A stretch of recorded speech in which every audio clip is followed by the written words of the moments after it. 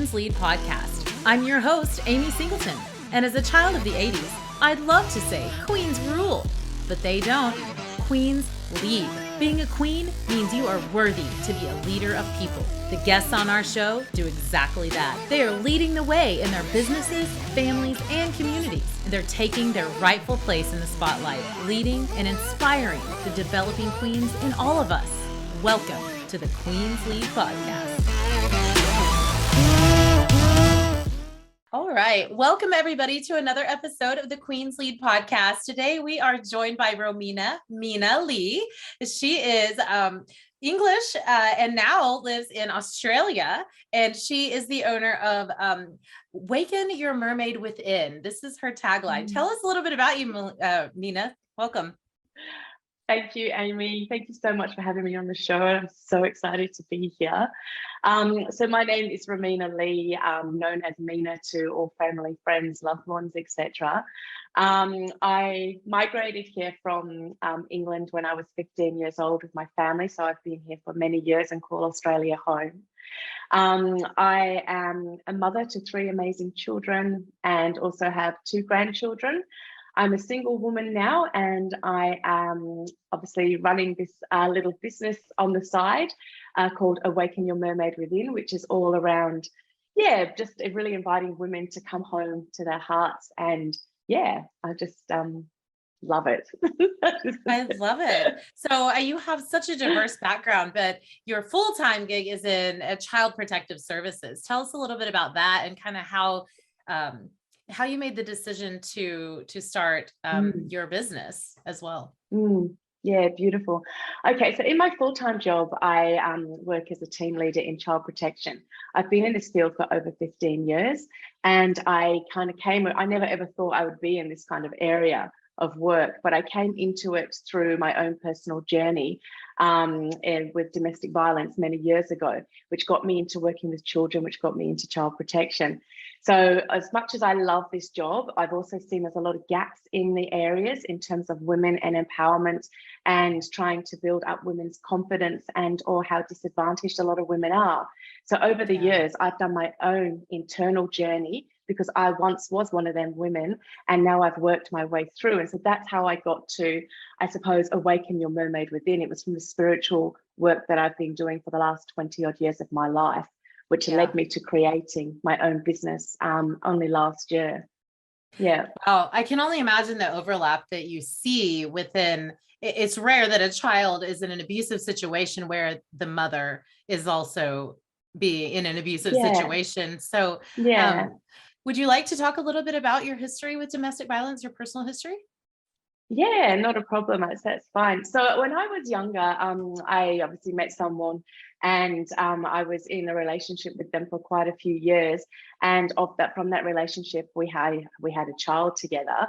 At the time, I suppose I didn't really understand what domestic violence was. I was like 18, and all I knew is that this relationship was one that was kind of toxic, but there was arguing, there was it was psychological and emotional with 1 or 2 physical. And at the time, I'd had this child out of wedlock from the whole Catholic patriarchy, and all these things were going on for me. And it was like, I know, I have to stay here, I can't leave. Right. And so what then eventually happened, I had some really good friends around me, and they were saying to me, this is just not okay. And that's when I stepped out of that kind of in the situation and stepped out of that lens and was like, oh my gosh, this is what's happening to me, which then led me to start volunteering at a women's refuge, working with children. And then I got a paid job. And then, of course, there started my journey from about 21, 22 years old onwards in terms of that self-awareness and, deconstructing all of that stuff and, going on to help others. Yeah. How much of the domestic violence that occurs today do you think continues to go on because the offended party is just has lack of education, just doesn't understand that they even are being abused? Oh yeah, I mean, that's probably a lot of our clients, and that's why I love about the work that we're doing now in terms of the way we approach family and domestic violence. We used to kind of blame the victim quite a lot in terms of not leaving, why are you doing this, and then put a lot of responsibility on them to do all of these things.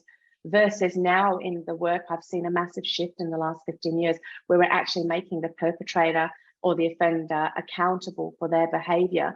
And so it's kind of shifting that responsibility over, and it also frees up the victim to actually not feel so, because they're continually being victimized by their perpetrator, and then also by us who come in to say you have these choices to leave or this is going to happen. So for us, did I answer the question? I feel like I for sure. Yeah. Well, I just think that some of us get into situations where we're going, it's really obvious to know if someone's punching you out, I mean, bruising your eyes, but there's a lot of other kinds of abuse that are happening that we may not even know is happening to us. Emotional, psychological, financial, sexual. Yeah, there is a lot.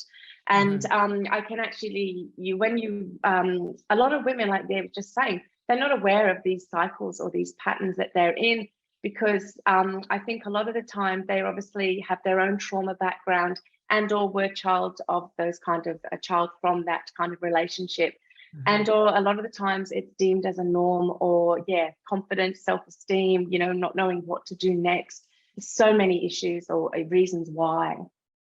Yeah, so I can see where you're awakening the mermaid within these women is really helping them to understand themselves better, that they are an entire whole person all by themselves, and they can direct their lives.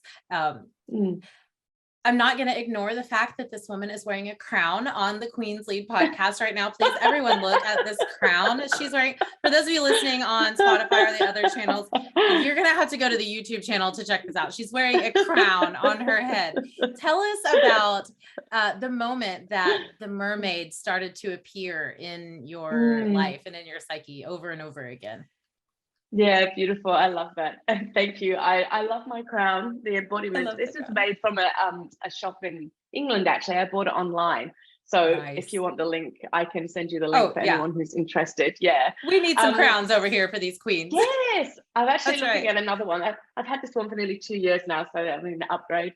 But what I was going to say was, so about in 2019, I was sitting here in another house in Kununurra, and we have what's wet season, and it's thunder and lightning, and this lightning bolt came down, and then I drew this figurine and it had a tail, and I thought, oh, what's this about? And I didn't really think too much into it. So it was 2018, I think. And then 2019, I just started drawing more mermaids. And then it was like, what are these mermaids? What is all this about? And then I started the mermaid analogy came to me, like the MERMAID. And so then I made a archetype for each mermaid, and each mermaid had a value.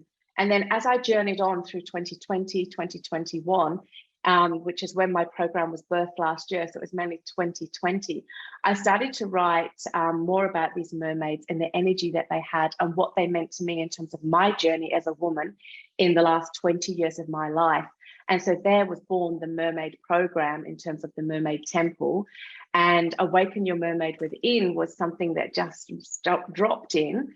And I was like, boom, I felt awakened. And it was like, how can women awaken this mermaid within? Like, I have this concept that every woman is free to dive to the depths of the ocean, meaning her holistic self, like the depths of her emotionality and her vulnerability. And I feel that as women, we are kind of often caged or trapped and wear many masks. And so for me, Awaken Your Mermaid Within was like, no, I want to be unapologetically seen. I want to be visible. I want to be able to accept all of me and stop hiding. And that's kind of where it all came from. And then when I go back, the funny thing is, when I was 17 in my I had a mermaid dress for my school ball. And I know, and I didn't even think, so they've been with me for like 30 years, and I only just finally connected, intuitively like 2 years ago. And then the color. The universe has been sprinkling this mermaid this whole time. Yes, I love it. Romina, where were Hello. Oh, there's that light bulb. Yeah, I know. And I read, these books on following the breadcrumbs, and I was like, oh my gosh, Romina. And then the colors of this dress were like this magenta, bluey, purple color, which bang dropped in with the themes, my marketing and all of that. And obviously this is one of my favorite dresses that I bought years ago when I started to embody the mermaid. because this also aligned with the colors of my business. So yeah, I was a little bit late on the intuition, but I always believe everything comes at the right time, and which it That's did right. perfectly. Yeah. That's right. I love Yeah. that. Tell us Yeah. about one of the mermaid types. I'll go with the mermaid of matriarchy because she's my favorite. She's the first one. Okay. So this one is all about the value of integrity. So in this workshop, the workshops run over 8 weeks and they're like a 90-minute session. So there's in the workshop, I actually talk about, for this one, the mermaid of matriarchy. It's all about the sisterhood. It's all about ancestral lineage, and it's all about looking at who we are as a woman and what it is that we like want to be in integrity with in our lives, not what society says we should do. So we really unpack kind of what it is that makes you who you are and how you can step into that power of being that sovereign matriarch in your own kind of lineage. So the session normally goes for like 40 minutes, and there's a kind of share and give and take, and it's a really safe space. And then I take people through like an embodiment practice, 20 minutes each session, each kind of mermaid, we do a different one each week. But the mermaid of matriarchy, she is kind of like really stands strong, powerful, and really owns her stuff.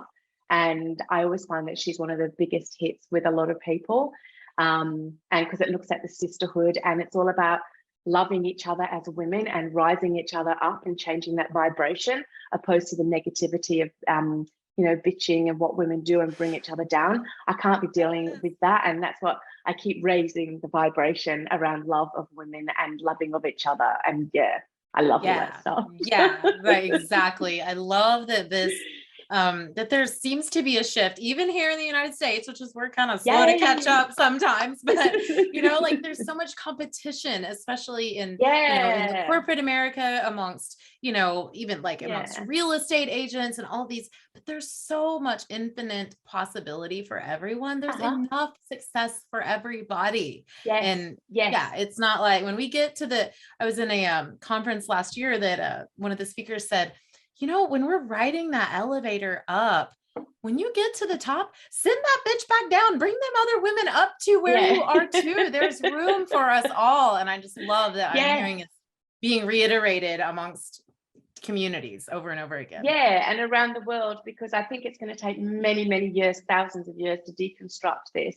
And that's because of, I think, how the capitalism has always worked, and the patriarchal norms continue to put women last and or say that you can't succeed. So then women feel that they have to be in that very masculine energy to succeed and to push to the top. Whereas for me, it's about the femininity. It's about being who you are and bringing all of you to the table. And like in my job, I'm in a very masculine role because I'm a manager and I manage people, and the work I do is challenging. But I also bring that femininity. I'm very vulnerable with my team. I allow this space for tears, for them to be who and what they are, because we are humans with feelings and emotions, and the feminine is what drives the flow of everything we do. Oh yeah, 100%. I just, there's just such a shift moving from this perfection to more human. Like, we are humans. Why do we pretend we aren't? There is a dog over here in the floor. Sometimes there's a kid on people's laps. We're human beings. It's okay to be that, like, I'm tired of those masks. 100%. Yes, and this is one of, thanks, Amy. This is one of the biggest things that I carry on about. Like, I have shown up on my social media as a hot mess. I went through a breakup last year. I went through a divorce 4 years ago. I show up as my true, authentic self. And this is one of the major things about Awaken Your Mermaid Within.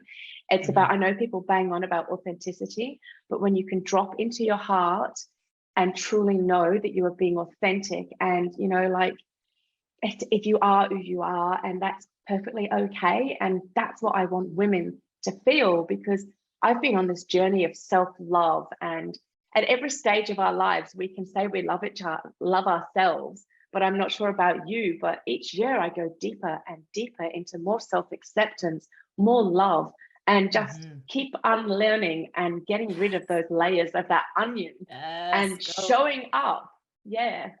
You are speaking my language. I am telling you. This morning I got really real on a reel this morning where I showed my skin. I've lost about 150 pounds. And so I have a Wow. lot of skin, and it's been Yeah. really hard to show that to the world. And I just showed Yeah. that flab out this morning, and the number of Oh, comments go and DMs that you. I got was like, and I'm not saying that like to say I was vulnerable, but like, I think people throw that word around a lot.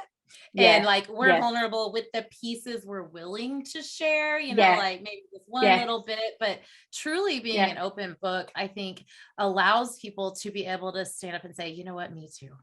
Me too, Yes. because you're not the Yes. only one, no matter what you're going through. I thought Yeah. without a shadow of a doubt, when I got divorced from my high school sweetheart who came out as gay 10 years Mm. or 20 years and 2 kids later, that I was the only Yes. one on the planet that had ever happened to. What the No. hell? Absolutely Yeah. not. I was not alone. No. But guess what?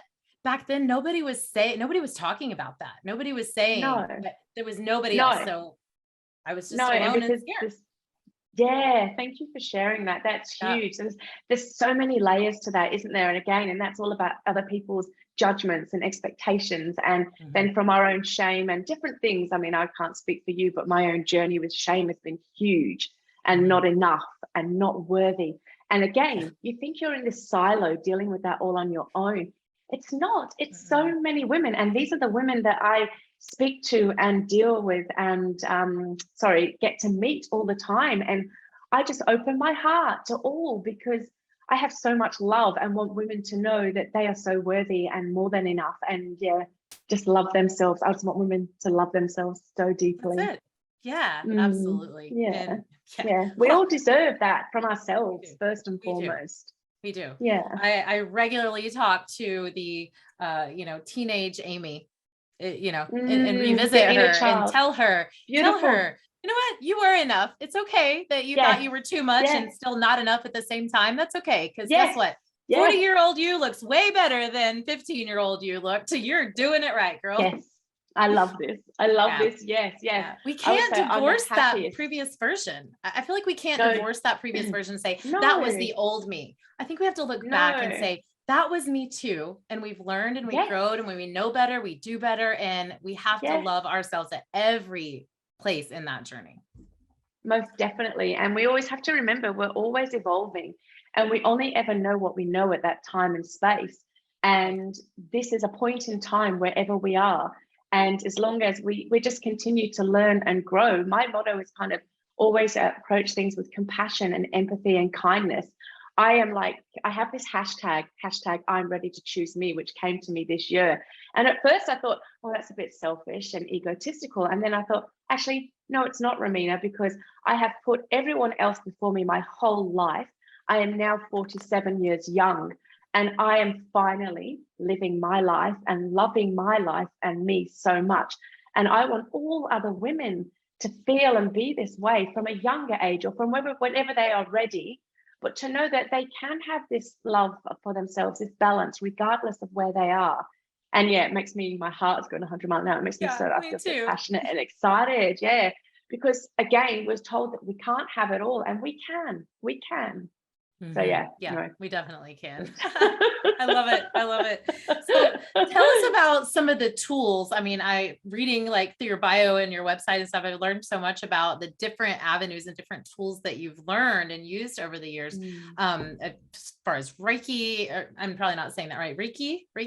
Yeah, no, Am I saying it Reiki. right? So Reiki. Okay. yeah, that's Reiki. Yeah, so Reiki, I've only done the first course. So I don't practice on other people. I only do it at myself at this time. Mhm. I need to do the second one to start practicing on other people. But energetically, I can sense other people, and or with good friends, I might put some hands on and do healing or send kind of energetics. So that's one. But a lot of the other tools I use are around like with the feminine embodiment, that's all around kind of the coaching. So it's all about kind of slowing yourself down and inhabiting more of yourself. So with that kind of a typical session, did you want me to like talk a little bit about Yeah, that? sure. Or Tell us what it's like. yeah, Absolutely.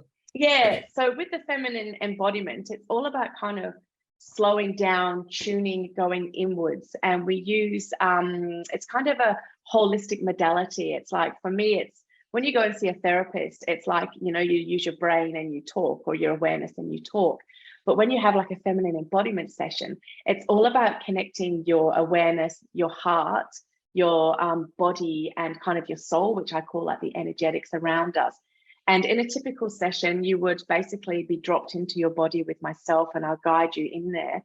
And then we kind of look at the suppressed feelings, or the kind of frozen tension, we call it. And we go in and explore what it is, where does it come from, what that's all about. And you use tools from your own body, like you use your breath to work through it, you use your awareness, you also use movement and sound.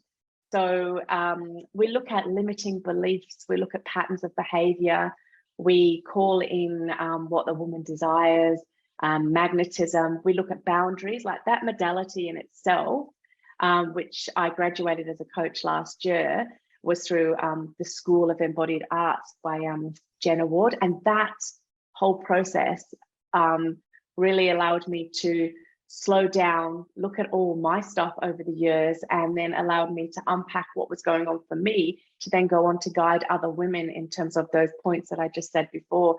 Because I feel as women, often we're not really clear around boundaries, or taught about boundaries and good self-care in this kind of world that we live in. I believe that we're not taught about that we can have desires and we can choose to bring things in. I also don't feel that we're taught to magnetize. And yeah, so for me, it's like deconstructing all of that with a woman, so that she can then live this more fulfilling life. But a lot of the tools that come from that also is called like a movement practice. So it's like you can give women homework where they you start on your hands and knees, and you play music for anywhere from one song to up to an hour. And as you take deep breaths and drop into your body, you focus on an intention, or have something that you need to want to work through, and you'll find that naturally your body will just start to flow. And then sometimes I just go into a trance and can be gone for half an hour. And there might be tears, there might be shouting, there might be screaming, there might be like anger, and sometimes there will equally be at the other end of the spectrum so much joy and pleasure and love, depending on what it is that I'm embodying and what's coming up. So yeah, that's another tool. Deep breathing, slowing down, looking outside. I'll spend a lot of time just sitting and listening to the birds, watching nature, just really coming into myself and slowing my life down in every moment that I can, to be really present. Yeah, it's just, beautiful. I think I digressed. Yeah, no, Sometimes you have to just cut it. No, we're so in sync. I mean, just this last year, I've really focused a lot on breath work and meditation and even yoga. And I've even found in my limited yoga experience and practice that there are times I'll just be in child's pose or something, and just tears will just start to flow, or doing a self-love hug, and and I'll just break out in laughter. And it reminds me kind of my previous, I grew up in a strongly Christian household and church and all these things. And the connection I felt back then to what I referred to as Jesus or God was very similar to what I'm now experiencing on such a wider and more high level view than before. For me, it's helped me to grow more really in my faith in the universe and in all things spiritual and powerful, versus what I feel like was a really limited belief back then. And that's a very unpopular position, especially where I live and the people that I'm surrounded with. Very, very unpopular. So talk to me a little bit about that, like the people that you deal with and that you help. Are they sometimes skeptical and like, oh, that's a little, what people here would call that's woo-woo stuff? Yeah. Okay. Let's break open the stigma of woo-woo-ness and tell people how this thing right here is the key to like opening up an entire new world. It has been for me, the breath. Oh yeah, I couldn't agree with you more. And I went around for years saying, oh yeah, it's a bit woo woo. Oh, the mermaids are woo woo. Oh, and my whole family, and God bless them, and I love them all. Like my dad was a believer in the mermaids. Very Catholic, patriarchal family here, eldest of Yeah. 4 children. We're very much the same. I have been spending the last 20 odd years deconstructing, unlearning everything I've ever been taught to come home to my own version of the universe and spirituality, Yes. as you just said. And Yes. yeah, and the woo-woo stuff. I mean, my dad was like, I said, I'm a mermaid. Like my dad said, okay, I know you are. You're a And my what? mum was like, yeah, my mum was like, you're not a mermaid. I am, mum. I am the embodiment of a mermaid. And so I said, the depths that I've dived to in my life and the space that I can hold is vaster than the ocean. I've been triggered into the shadows of the deep darkness, and then I rise up, you know, onto the rock and for all to see, and I can do this for other women. So, and then everyone says, oh, that's a bit woo-woo, or that's a bit crazy. And I'm like, yeah, I know it is, but I'm owning it and I love it. Because That's for right. many years, it's one of those whole mask things again. Like, to me, spirituality is unique and individual to every person. And who am I to judge another, and who is another to judge me? So That's the right. woo-woo, to me, I was ashamed or felt shame around saying I'm woo-woo. Now I don't even say woo-woo anymore. I just say, this is who I am. And this is me, and I am this mermaid, and I am the embodiment of it. And people go, oh, we don't have a tail. I was like, I don't need a tail, and all of these kind of things. It's a bigger spiritual concept for me, and it's about the mermaid is my like totem animal, or whatever you want to call it, a totem kind of symbol. And the whole woo-woo thing, I know for years I was saying woo-woo this, woo-woo that, and I probably do still say it. And I was on a dating app recently, and because I've just started dating again. Yeah. And yeah, and this guy said on there, oh, I'm into spirituality and woo-woo. I was like, okay, we'll swipe you. Yeah, I love it. I'm always curious to hear what other people's version of woo-woo means. And even though I get a little bit frustrated about that term, I also feel it's really important to just kind of, look at it, deconstruct it, identify where you are with it, and just move through it, all of it. It's just, yeah. What I think the people who refer to us types as woo-woo people is that they don't appreciate, or they don't understand that it's not just this language manifesting, thinking about. There is action behind what we're talking about. We have intentional actions. Intention and action is always behind these concepts, right? And they won't listen far enough beyond the explanation to understand that there is a step to take in all of this. No, that's exactly right. And I often find, and this is of no judgment, but what I find is that people can obviously believe in these things or not. And I have a lot of people, my whole family, and I have 3 children. My granddaughter, though, she's 2. She and I, we are mermaids, so that's okay. But a lot of people I find that we come up against, I think it often comes from a place of fear, and or we are challenging the status quo. And you know, if people, and I'm always of the mind of, people can do what they want, be what they do, or what have you, and as long as you're not harming another human. So for me, when I think about this kind of us being, of course, I lost my train of thought. I feel that, what is it I'm trying to say? I've lost it. We edit, you're good. We always have a blooper, bloopers. What was the question you said around their woo-woo? Was around, what did you say? Actions that we actually are taking action behind the concept. Action, that's right. Yes, thank you. Yeah, so for me, like, at a typical day, like, I wake up in the morning, I'll go and get my incense. I'll light incense straight away. I'll open my door. I can hear the birds singing. I will then make a cuppa of cacao and do an intentional ceremony, like not every morning, every second day I do cacao. And I have a sage, and I sage it. I then choose the oil that I want to put in it to embody. I'll then sit down for 5 minutes, and I might journal, or I might just sit there and reflect. But what this allows me to do is then actually embody what's happening, to slow down. And then whatever comes up, that's it. I take action from the next step. I set intentions with everything that I do. I make choices every day. Like, I do this ritual in the morning too, which is I make a choice, which I learned from my recent coach. And then that's an action from there. And what I find is that when you're setting these intentions and you're living this kind of life, it's its own form of spirituality or religion or whatever you want to call it. It's just different from what we've all been brought up with for thousands of years. And for me, this kind of way of living and being is what chooses me and my purpose right now. And I wouldn't have it any other way, because for every action or step that I take, it's coming from a deeper place. And when I get triggered, the triggers don't last for long now. Like, I've dived into that shadows, and don't get me wrong, there's always going to be new triggers and more shadow work, because it never ever ends. But for me, I'm not afraid to go there, because I know I have the skills, the tools, the resilience, because life has given me such a blooming plethora of things to manage and deal with.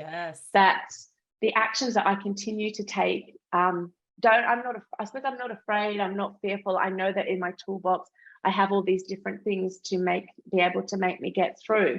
But yeah, I think I answered the answer. Yeah, that's so perfect. The more we practice, right? I mean,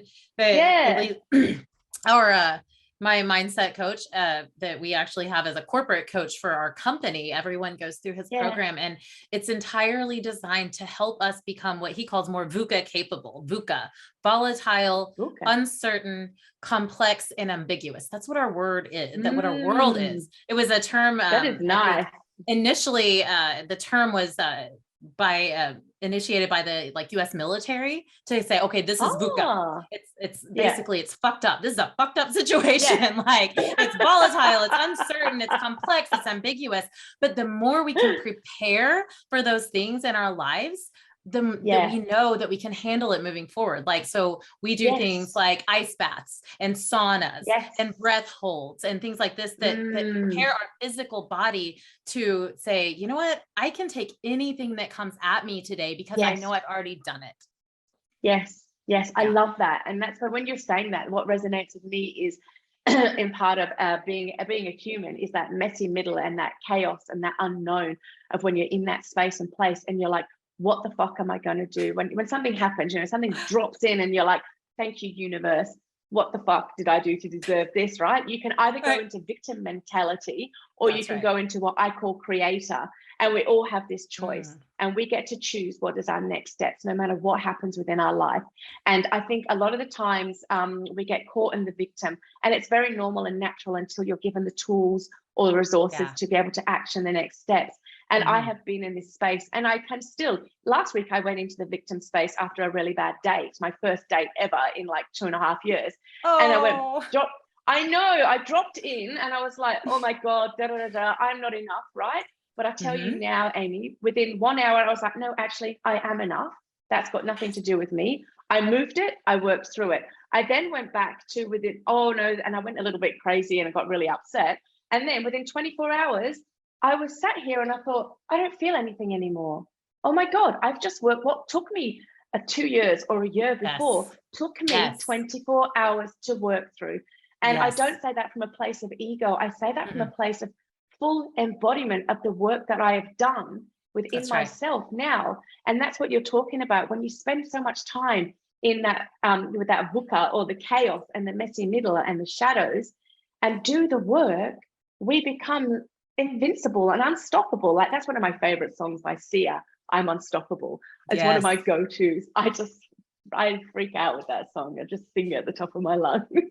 I love what you're saying, though. I love that you say you go into creator mode. I've been the same concept. I've been saying, we have to take responsibility for what's happening. We may be in a car wreck and it's not our fault, but we still have a responsibility. We're going to have to call the insurance agent. We're going to have to get the tow truck. We have responsibilities to take care of that, even if it's not our fault. So that's where that creator gets to come in and decide what the next step is, and moving forward instead of holding back. And like you said, that 2 years it took you to get over, that's what this type of training helps people to become, is quicker at recovery from those VUCA things that happen. Oh no, I couldn't agree more. And actually, one of my mermaids, I have the mermaid of awareness, and she's all about self-responsibility. And you'll find that most of my feedback and testimonials are that, boom, she hit me like with a big stick. And I'm like, yeah, because you have to take self-responsibility for the choices that you make as a human. And I don't think we're very good at doing that in society. And I mean, and I actually think there's a lot of men that don't do it very well either. But I'm not. I'm not gonna. And that's mainly my own experiences. But so what I can be responsible for, I will be, and then I continue to move through everything else. But yeah, their self-responsibility is absolutely huge, I feel.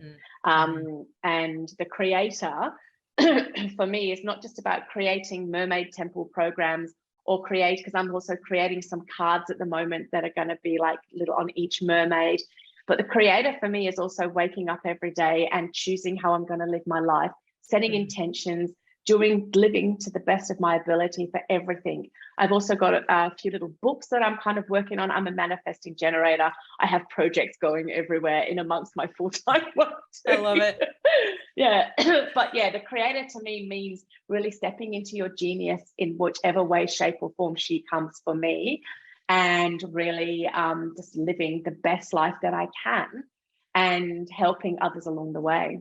Yeah, man, I love it. I can't believe this time has gone by so fast. Before we go, let's talk a little bit about the dating, because I mean, a lot of our listeners are business owners, or they're in a corporate job and thinking about, jumping ship to go start their own thing like you have. How is dating factored into all of that? And tell us about how that fits in. Okay, so this is a funny story. I have obviously 3 children, and my 29-year-old, we all went to Gold Coast for my birthday and my best friend's birthday in September. I've been on my own now for 2.5 years. And wait, are you a Virgo too? Yes, I am. Virgo energy. I knew it.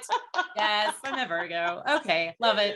Of course. What date's your birthday? The 2nd. Oh, I'm the 20th of September. Yeah. The 20th? Yeah. Okay. I love it. Awesome. Yeah.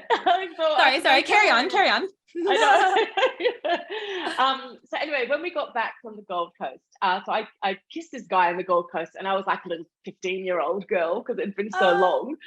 And then when we got back, my daughter said, "Right, we're creating you an app." I was like, "Oh no, I'm not doing that. Mum's not doing apps." And I was like, and I was kind of probably really judgmental about apps before this happened in September. So then I went on an app. I obviously within like the first day I matched with someone, and so we were talking for a little while, and I was like, oh my god, I can't do this. And then I ended up I had my settings to set to Perth, but I live in Kununurra in a really remote community.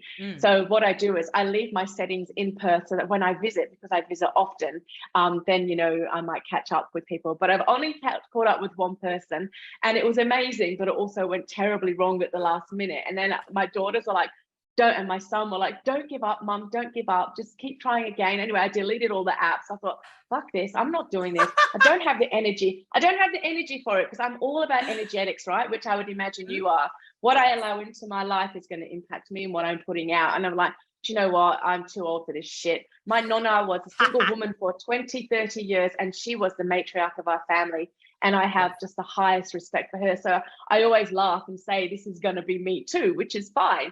And anyway, on the weekend, I think it was Sunday, within 1 week, I initiated the 2 apps again.